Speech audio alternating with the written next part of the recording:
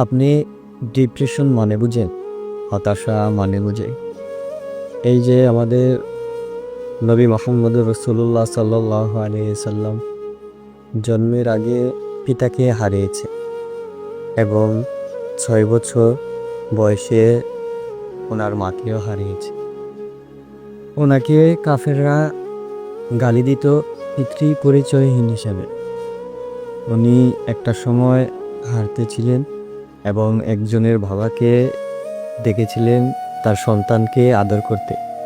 তখন আল্লাহ রাসূল সাল্লাল্লাহু আলাইহি সাল্লাম কান্না করে দিয়েছিলেন। তখন আল্লাহ তাআলা জিবরাইল আলাইহিস সালাতু ওয়াস সালামকে দিয়ে আল্লাহর নবীকে সান্ত্বনা দিয়েছিলেন, আপনি একা না, আপনার রব আছে। কারণ তিনি বলেছেন ওয়ালা সাওফা ইউতিকা রাব্বুকা ফাতারদা, আপনার রব আপনাকে এত দিবেন যে আপনি সন্তুষ্ট হয়ে যাবেন। এজন্য আমরা এতিমদেরকে সবসময় ভালো আচরণ করব, এতিমের মাথায় হাত বুলিয়ে দিব। কারণ আল্লাহ রাসূল সাল্লাল্লাহু আলাইহি সাল্লাম নিজেও একজন এতিম মানুষ ছিলেন।